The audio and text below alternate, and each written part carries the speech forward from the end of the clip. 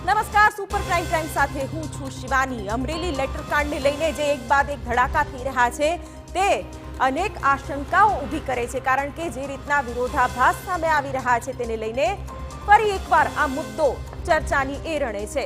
પાયલને રાતના સમયે medical checkup માટે લઈ જવાતા હવે વિરોધ થયો છે। કોંગ્રેસ નેતા પરેશ ધાનાણીએ એસઆઈટીના કાફલાને અટકાવ્યો છે। કડકડતી ઠંડીમાં રાત્રિના સમયે ચેકઅપ માટે લઈ જવું અયોગ્ય હોવાનું ધાનાણીનું નિવેદન। મેડિકલ ચેકઅપના બહાને પાયલને લઈ જવાનો પ્રયાસ કરાયો હોવાનું પણ ક્યાંક કહેવાઈ રહ્યું છે।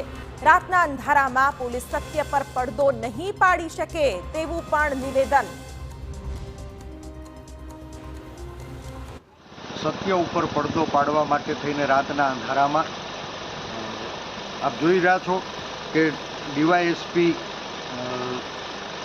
અમરેલીની ગાડી સાથે એક બીજી પોલીસની ગાડી, બે મહિલા અધિકારીઓ દ્વારા દીકરીને એના ઘરેથી મેડિકલ ચેકઅપના બહાને રાતના અંધારામાં લઈ જવાનો પ્રયાસ થઈ રહ્યો છે। મને સમાચાર મળ્યા એટલે તુરંત હું આવ્યો છું।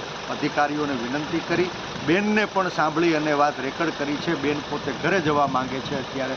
મેં વિનંતી કરી છે કે આપ એને ઘરે લઈ જાઓ। આપ ગમે એટલો પ્રયાસ કરશો, રાતના અંધારામાં તમે સત્યની ઉપર પડદો નહીં પાડી શકો। એ દીકરીના લોયરના પરિવારજનોની વચ્ચે દિવસે આપ જ્યાં પણ મેડિકલ ચેકઅપ કરાવવા અથવા તો કાંઈ પ્રક્રિયામાંથી પસાર કરવા લઈ જવા માંગતા હો, જરૂરથી આપ જજો।